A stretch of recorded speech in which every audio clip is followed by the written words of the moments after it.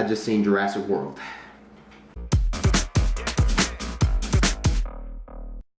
Hey guys, so right off the bat, if you have not seen Jurassic World, please go see the movie and then watch this video, because there is tons of spoilers that I'm going to probably talk about a little bit, so you probably want to see that before you see this.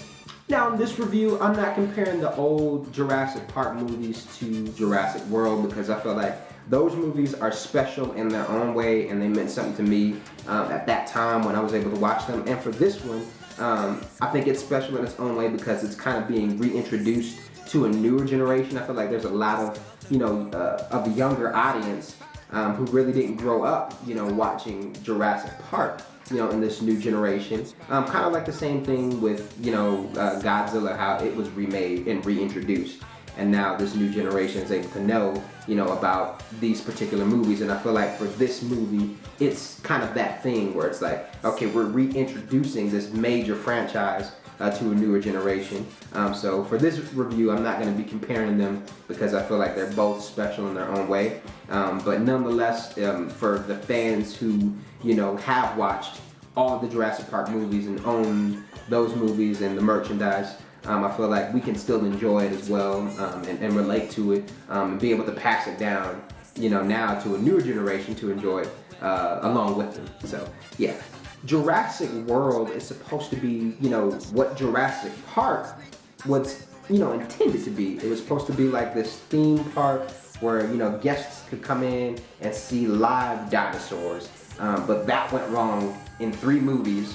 And now we've got this new one, Jurassic World, where it's perfect, it's right, it's great, it's everything. It's got rides, attractions, dinosaurs, everything, and it's enjoyable. And then of course it wouldn't be Jurassic Park, Jurassic World without the park going wrong in some way.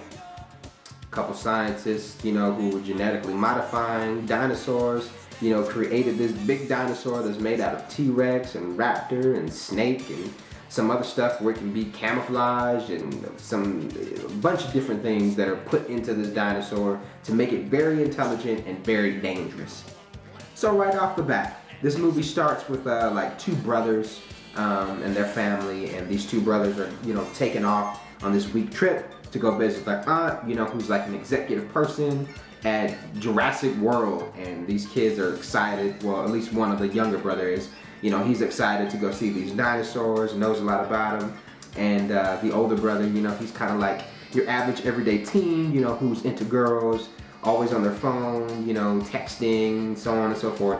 And so, their family, the mom and dad, there's kind of hinting at they're kind of like getting a divorce. The family's kind of, in a rough spot. And so these kids are getting a break, gonna go see their aunt.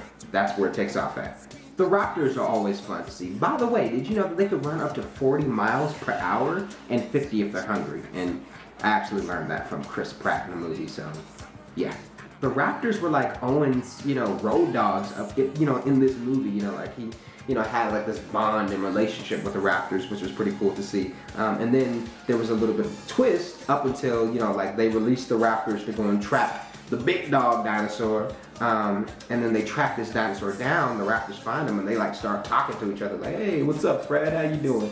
Oh yeah, I'm half raptor, so you guys should be on my team. And like the raptors, immediately kind of change on the humans and start, attacking them, which was kind of crazy and a bit of a twist in the movie. I didn't expect it. Like, oh wow, he's actually half raptor, so that was kind of crazy. I did enjoy that little bit of a twist. Chris Pratt and Bryce Dallas Howard, I think they had great chemistry. If there was like those comedic moments between them and some of their dialogue, but then also there was that kind of underlying romance that they had, and then to see them kind of team up along the way in this movie, when like everything just went crazy and the park started falling apart. It was cool to kind of see them come together and how they rolled with each other. So I thought their characters did very well as far as the chemistry within the movie, and it was just fun to be able to see them interact. Chris Pratt's character, he was the kind of what do you say, like animal lover, dino lover slash badass kind of a character, and still same mentality, I would say, somewhat that we've seen in Guardian of the Galaxies, where he's that action hero, but still that, person who's willing to go over the edge to go to the places where others won't. But still have moralistic standards, I would say. You definitely seen that in his character, Owen, within this movie, which was just enjoyable to see. And even the kids were like, man, your boyfriend, he's a badass. So it was really cool just to watch him in a different role. What I was waiting for, and I'm not sure how you guys felt about this, but I was hoping that they may have, or would at least maybe have like one person from like the older Jurassic Park movies kind of make a small cameo, which would have been fun just to see somebody like step in, not necessarily as like a male guy, just like, hey, I'm here to deliver some Jurassic Park mail, whatever, but just someone, maybe they would have been a spokesperson, or maybe they were going to try to bring back one of the older guys, and they're like too old and like, yeah, I'm sorry, I'm not going back to that crazy place. And then, bringing in, someone who's new. But I thought it would have been fun. Unfortunately, I wasn't able to see that. Maybe I missed it, but, as far as I could tell in my knowledge, they did not bring in, any past cameos, which is unfortunate, which I thought would have been kind of cool for this particular movie. Now, even though we didn't have the cameos, I feel like it was made up for with smaller little details. So like the DNA hologram that they showed like in the older movies, I thought that was still kind of cool to be able to see, the DNA guy. That was really cool. Just brought back old memories from the 90s. And then when the brothers got lost and were running away from the big giant genetically modified dinosaur, they actually went into the old gates of Jurassic Park where the first film took place. So that was kind of cool to see them, venture back into that area, to see some of the old Jeeps that they, actually were riding, and then, just some of the old tools and technology that were used back in that old film, in that old park. That was cool to see. So I'm glad that they were able to implement some of the old stuff into this new film, which is fun for the fans to see, and to kind of go back to, relive in a sense. Vincent D'Onofrio, I always love seeing him, especially, after watching the Daredevil series. All I could think of is just like, why does he have hair? He should be bald and in a suit right now.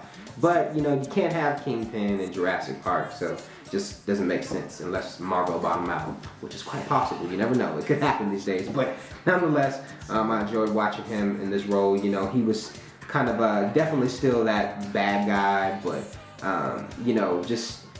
his chemistry with Chris Pratt as well and everyone in the cast, I feel, ran very well, where he was kind of that guy who was just on the edge and kind of pushy and, risky at the same time. It was still fun to be able to see him in another villainous role, which I think he does well. Jake M. Johnson, he was definitely the comedic relief in this movie. For those of you who don't know who Jake M. Johnson is, he's the guy from New Girl. And if you don't watch New Girl, well, go get Hulu, because you can watch it on Hulu today. So it was great just seeing him. He's kind of like, still has that same character in a sense. I don't even know if he had a name in the movie. He was just there. He was one of the guys who was just working, kind of in the technical department at Jurassic World. But, he still kind of had that same character that he has in New Girl, where it's kind of like that dry humor, but very comedic relief, like I said, and it was just enjoyable and funny to see him in this movie as well. Brian T. was in this movie as well, for a very small, short part of it. He was the Asian guy who was like leading the hunting team to hunt down, the big dinosaur, and he, got smashed by the dinosaur, unfortunately, but all I could think of was, Mortal Kombat. I'm like, man, is he gonna break out and do some type of like fire explosion? But then also with the new news that he's gonna be playing as the new Shredder in Teenage Mutant Ninja Turtles 2, the main thing that kept going into my mind was, tonight we dine on Dino Soup. Come on, I know I'm not the only one who was thinking that, Teenage Mutant Ninja Turtle fans. I know you were thinking it. Now the fight between the T-Rex and the genetically modified dinosaur was awesome. The Raptors definitely were able to help out and kind of be an aid in that fight as well, even though most of them got killed except for one little raptor. And the T-Rex almost was getting stuff handed. But you know, right when the T-Rex was let out of its cage, the main thing that went into my mind was that scene from Godzilla. The arrogance of man is thinking nature is in our control, and not the other way around.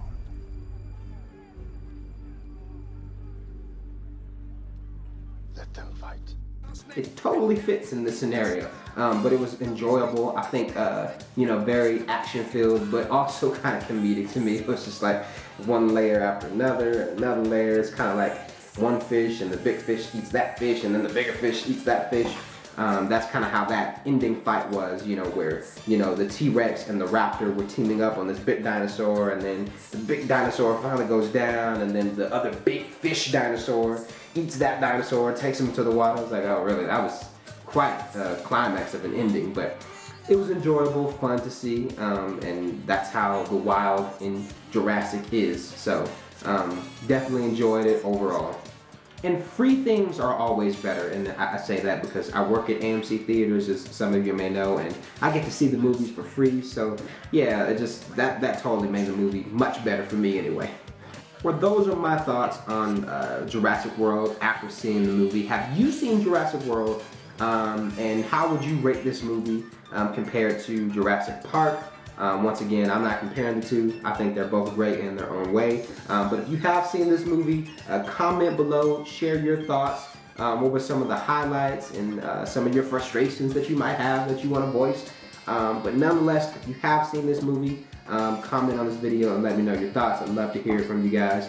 And well, I think that's all for us today. So, well, until next time, guys, peace.